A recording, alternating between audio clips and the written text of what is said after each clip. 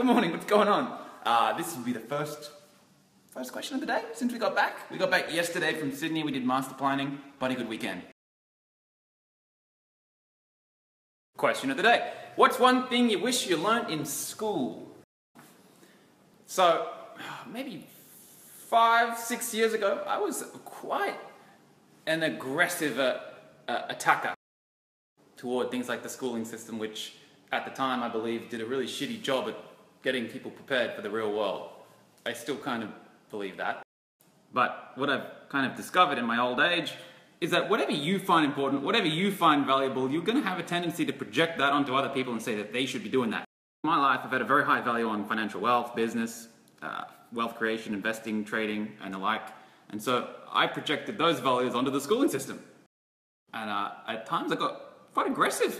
These motherfuckers should have taught us this. They should have taught us to invest. They should have taught us to do all this stuff. And then I met other people who had different values. Some of my peers had a really high value on health and physical vitality and strength and the like. And they project their values. Well, we should have learnt more about this in school. Those friends of mine who have a really high social value and social networking and engagements and friendships and stuff, they said that we should have learnt more about communication. I eat vegetarian, but I'm not a crazy vegetarian, right? I have a lot of vegetarian friends who are quite aggressive. They said we should have learned that it's better to eat vegetarian in school. Whatever's important to you, you're going to have a tendency to project that onto other people and say that they should be doing that, they should be living like that, they should be learning that, teaching that, blah, blah, blah, blah, blah, blah. But the schooling system isn't designed to empower the individual person. It's not designed there to get you financially independent, get you healthy, and get you living to 150 years old, inspired. It's not there to help you uncover your soul-guided purpose on planet Earth and help you to transcend the subordination to authority so you can go and get on with a really inspired mission. That's not the purpose of school. The purpose of school is to give the masses a very standardized, formalized education, cookie-cutter curriculum, so that they're smart enough to go and work the machinery and work in the workforce.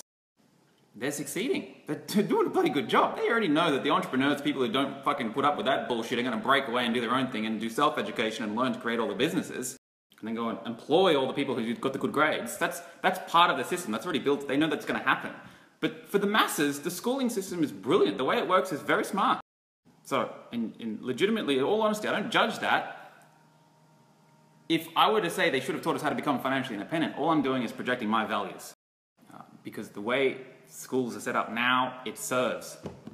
It serves culture, it serves society, it serves the governments, it serves the world. So, for me to sit here in my kitchen and say they should have taught us this and that and the other, it's a little bit immature, it's a little bit foolish, if I'm honest. If you were to ask the question, how do I get your life in your set of values because I tend to resonate with that, well, that's a different question, and I can suggest some things on that. Though what I've discovered in the last 5 years of teaching people is that people become infatuated with some particular way of life. They like how I appear to be living life. And of course, they don't see the work that goes in behind the scenes. They just see me fucking Snapchatting on the way to breakfast. I would say if this kind of thing inspires you, before just infatuating and then just blindly copying someone like me, you want to go and find out what's important to you. Because if you're being challenged and you're perceivably having a hard time in life, you're not fulfilled, you might be trying to do an escape. And what you might not see when you follow people on social media with these really great lives is that you probably don't see all the bullshit that they have to deal with to have that great life. And so you think that they've got it better than you think the grass is greener over on their side, so you go and copy them and you realize that there's a lot of challenges that come with that too. And inevitably, if you're trying to do an escape, you'll be constantly trying to do an escape because everything that you try and do and copy and business that you pursue will come with some challenges and downsides and drawbacks and some brown grass. There's brown grass. There always will be. If you're trying to avoid that, you're living in an illusion. My 2 foundational, fundamental philosophies. Empower the soul, empower the senses. Most people are just focused on empowering the senses. Empowering the senses is worldly success. That's what Tony Robbins teaches. That's what 99% of personal development teaches. Getting successful. But I met a heap of successful people who have really shit lives. They're stressed, they're fucking angry that the success didn't give them what they thought it would give them, and they're not having a great time. So, if you want to save a lot of years on the discovery, because you'll realize eventually in old age, you'll realize that it's not just about empowering the senses. You'll realize that there's another component of success, and that's empowering the soul, which means being fulfilled, being grateful, actually enjoying the success. It means knowing that whatever you've done to create that success is serving other people, it's serving the world, it's serving humanity. You're leaving an immortal legacy that lives beyond your life. And it means stopping before you go and spend 20, 30 years trying to get successful, is to stop and get present and figure out really what you're here to be doing. Honor yourself. Because if your soul is screaming out to become a musician or an artist or a painter, and you go and do an accounting degree and become an accountant and get really rich, you're not going to be having a great time. The purpose of your soul is to let you know what you'd love to do. The purpose of the mind is to decide between all the alternative options, and the purpose of the body is to go and enact that decision.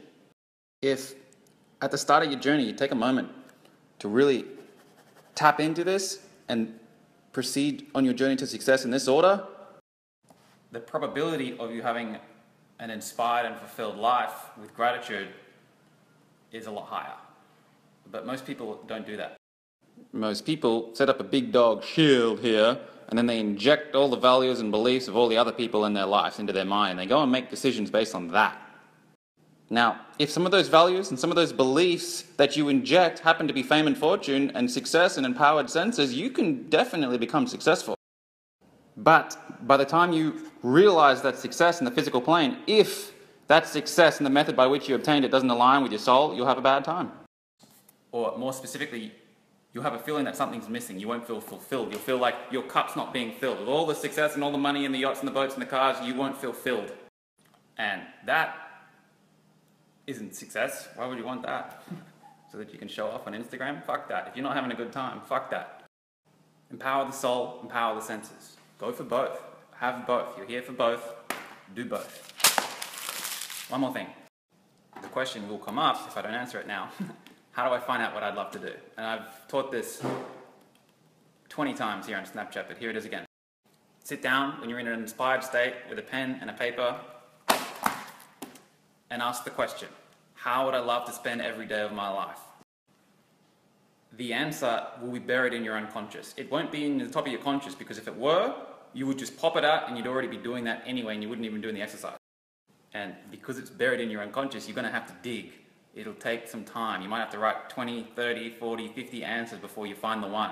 It'll pop. It'll pop and you'll know it's the one, or you'll know you're getting warmer by the way that you feel when you say it. When I read my desire statement, my purpose statement, I get goosebumps. But to get there, if you've gone and injected a lot of limiting beliefs and values and conflicting values, you can't make money as a painter, for example, it's going to take a little longer. Take a little longer for it to pop out. Keep doing it, keep working on it. Write your love list every single day until you know exactly what you're here to do.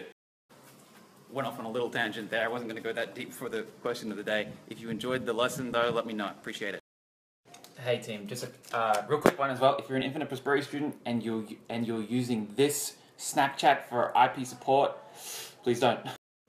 I've got a couple hundred unanswered messages here, and I've gone and flicked through, and a heap of them were IP related. All I do is then go and forward them onto admin. But if you've only sent it here, I might not, one, get to it at all. Two, if I get to it, it could be days and days late, and it's going to slow you up. Go straight to the source. Go straight to the source. If you're a student, your student support page in your members area has the admin, it has support, it has everything that you'll ever need. If you're a friend or family member of mine, you know that going to Lewis is the slowest fucking thing that you could ever do. I don't answer my phone, send messages at all. It all goes through Robin.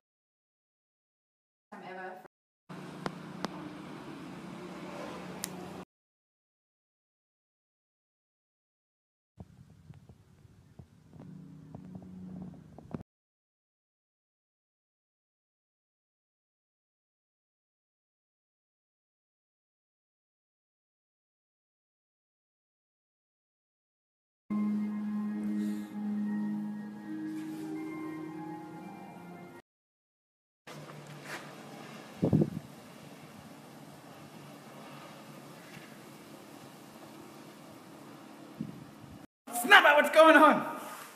What the fuck's this noise? Jesus. Look at these guys. They are busting ass on these sea vessels.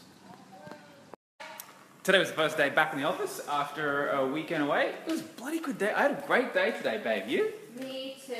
I had a foot rub. We had a great breakfast, and I'm going to crash into this pole if I don't look back. We went to the pool. Now we're going to dinner.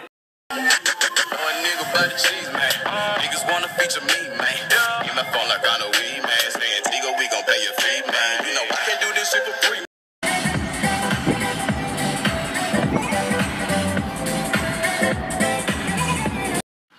Major drawback of Lucy. We went out to a nice restaurant, and there was nowhere safely to park her without either taking off the front end on a bump or getting it keyed at the train station.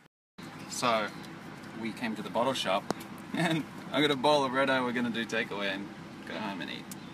A little disappointing.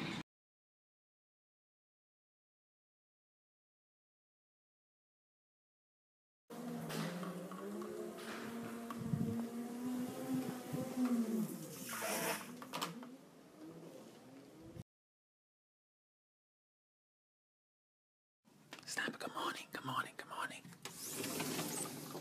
Oh, very nice morning. Snapper, what's going on? What do you think of my new shirt? This is my new favorite shirt. I had it custom made from Robin's parents. It was a Christmas present. This is my angel, this is my animal.